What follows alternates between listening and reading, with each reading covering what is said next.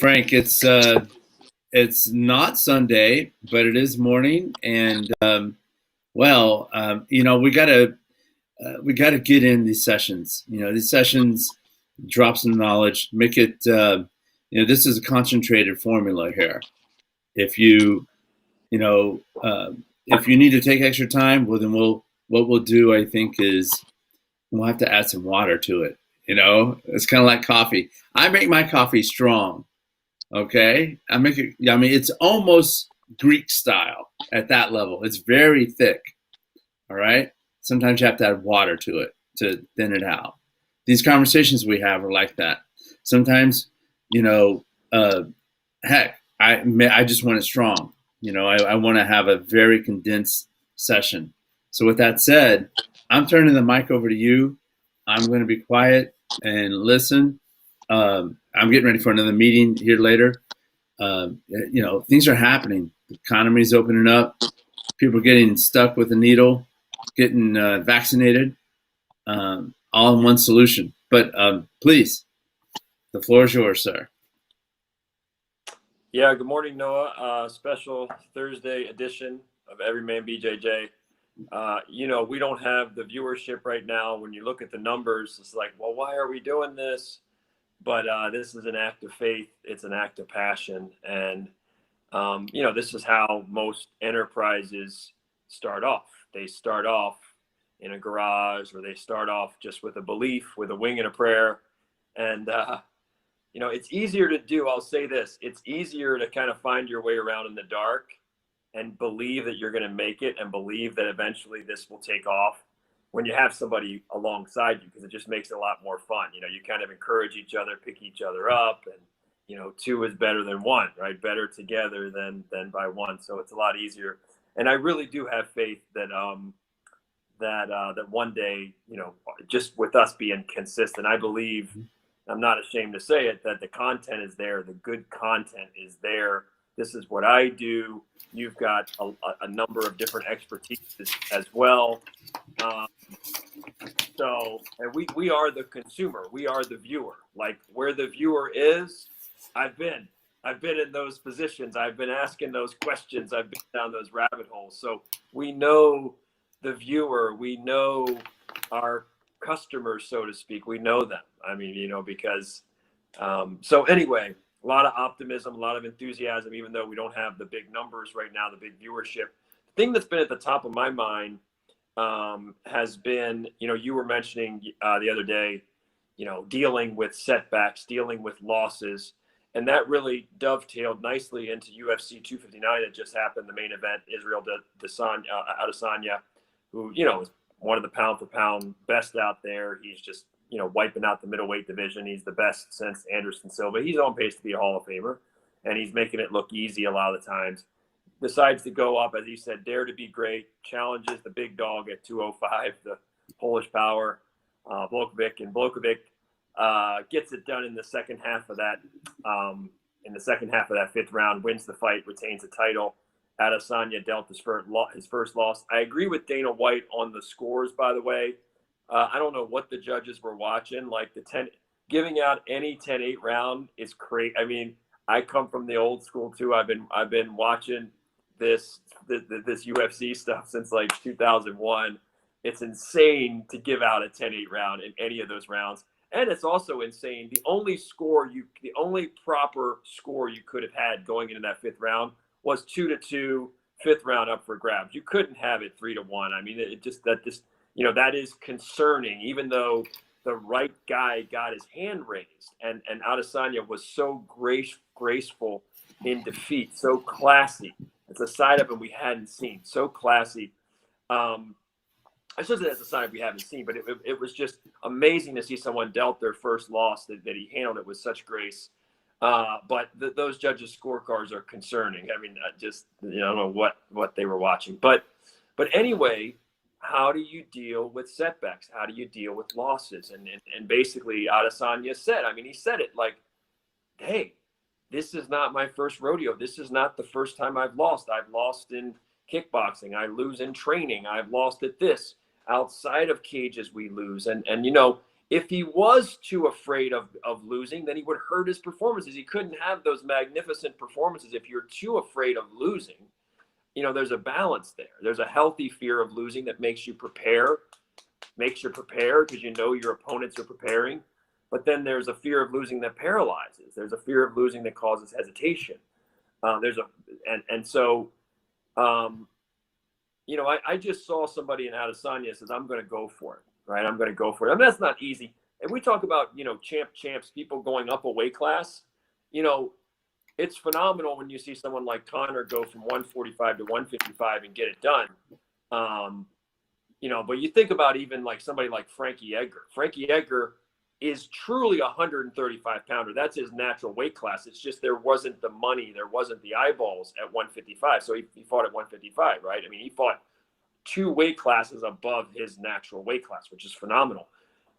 Essentially that's what Adesanya did, because it's not like 135, 145, 155, 170. The leap from 185 to 205, 20 pounds, when you factor in the way that modern MMA weight cutting works, 20 pounds winds up being 40 pounds, right? Because it's like, people are cutting down from there. Izzy probably walks around. I mean, I know he was like 201 or whatever, but he probably ate, like any, a lot of whatever he wanted. I mean, he probably is a 195, 197 pound guy. Jan's walking around probably, I'm sure Jan gets 230, 235. So that's a lot to bite into to go up. Basically, it's 1 weight class on paper, but effectively, when you look at the way weight classes are structured, it's 2 weight classes. People don't understand. 20 pounds is a lot of weight when you're talking about world-class fighters. If you're talking about man on the street, self-defense, someone could outweigh you by 80 pounds, and there's a skill differential to where, I've seen it many times where somebody 100 pounds lighter just annihilates them, right? There's a skill differential there. But when you're talking about highly trained elite athletes, 20 pounds of horsepower is a lot, brother. So in any event, big props to him. But we get to that question now of how do we digest the losses, the setbacks? How do we use them as fuel? Because if you don't care at all, this is the thing, though. You get the people that don't care about losing at all, and that's dangerous. You can't maximize. You get the people that are just okay with losing. They're just casual, right? I mean, I said it here on the I think I said one time on our podcast around the NFL playoffs. I was like, if I had a team and I was an NFL coach and we were in the playoffs and we got evicted, and then the next week I found out that guys were watching other teams and just kind of partying, whatever, they were casual about being out of the playoffs, that would really bother me. I would think about that player being on my team. You take someone like Tom Brady, and I guarantee you, in the years when Brady didn't make it to the Super Bowl, for him to turn on the TV and watch the playoffs, right, the rest of the games of the Super Bowl, probably aided him. It was probably hard for him to do. And some people will say, well, that's not healthy. But that's what the best of the best, a lot of times that's what they have. It'll be hard to turn on the TV watching a Super Bowl game that you're not in, that you truly expected to be in. So you do want some people, as a coach, a lot of times, if you're looking, does my athlete want it? Does he or she want it? You do want there to be some sting and some hurt. You just don't want there to be so much that, like somebody like Naseem Hamed, who's a phenomenal boxer back in his prime in boxing, Naseem Hamed, he loses one fight, he's done. He's like never the same. There are fighters. Boxing has a lot of them. They lose one fight, they're never the same, because boxing is more unrealistic than MMA. In MMA, we know pretty much everybody loses. There's not as much shame in MMA to lose 5 or 6, 7 fights. You can still be considered elite. Michael Bisping's a Hall of Famer. He's got 7 or 8 losses. There are fighters that are going to be in the UFC Hall of Fame.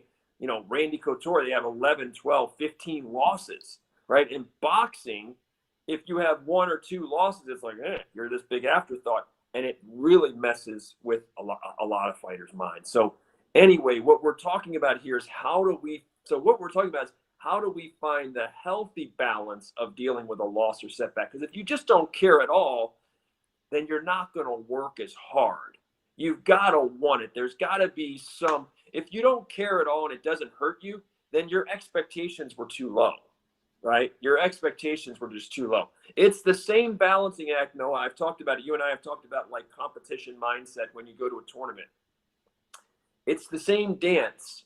On the one hand, I have to believe. I cannot beat myself. The cardinal sin of sports mentality, of sports mindset is I cannot beat myself before I step on the mat. I have to believe it's my day, it's my time, it's my mat, it's my moment. I have to believe that.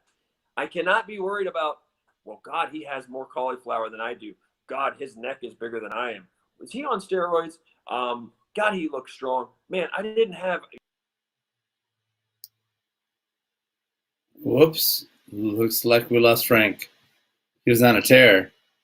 But what he's talking about, I'm hearing him as saying that this is part of a life cycle of goal setting. So that was a mini failure there, but he'll be right back, I'm sure. There he comes. Let me add him back real quick.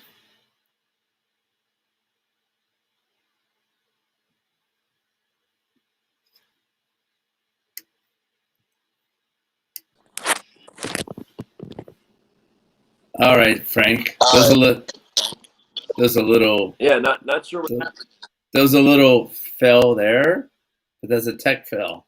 We allow for, this is part of what you're talking about. The goal setting. This is all about goal setting, the life cycle of a goal. You're breaking up a lot. You're breaking up a lot. All right. Well, that's no good. Is it still breaking up, Frank? Let's see if that's just a temporary issue. Can you check your speaker? Because it might be your speakers hitting the mic.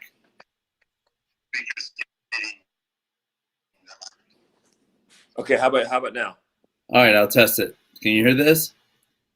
So, is that improved? I can hear you. Yeah. All right. So, well, we're, you and I focus a lot on the content, and these tech issues, as we've said many times, they go away in the as we upgrade our tech. And I've been telling you about some moves I've been making in the background about how I've been improving the tech on this end. How's this now for the Audible? It's gotten a little better. It's still got some muzzle and delay to it. Little bit robotic, but okay. It's gotten. All right. Well, I think that might be just you're on your phone right now, right? Yeah. All right. Unfortunately, I think something's happening with on his end where the phone is cutting on and off. I'll see if we can continue this for another 5 minutes, and we'll have to scrap it possibly and reshoot this. That happens. In the background, so some of the things I've been making changes with are I needed some screens. Aside from I've been running this off of literally a 7-year-old MacBook Air, and if you don't know, the graphics cards on MacBook Airs are horrible. But the issue is Apple came out with their M1, their new chip. It's the first time they're really making a chip at the laptop level. And the current models out only support one screen. So that's not going to work out. But it's all in the graphics card. Frank, it's all in the graphics card. Something's happening with your phone where it keeps cutting off, right? Can you hear this? Yeah. How do I sound? How do I sound right now? Perfect. You sound great.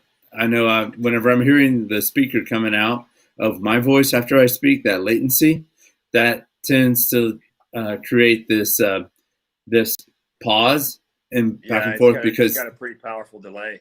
Yeah, that's because the speaker and the mic, they're picking up off of each other. I did restart. I did restart it earlier. So Okay. I don't know what the issue is. And I turned off my other device is muted on the Wi-Fi is disabled. Okay. Well, let's just continue on just to get the content in, and we're going to reshoot this. Huh? I said, well, let's just continue this just to get the content, and then we're going to reshoot this one. Okay. Okay, buddy. So if you want to continue just with your thoughts, I'm muting myself on my end. Okay. All right, brother. I don't know. Something else going on there? Yeah, it's Huh? I see you moving around locations. Are you trying to get a better location? Yeah. Yeah, I'm gonna drop this one. 3 leaves, that's it.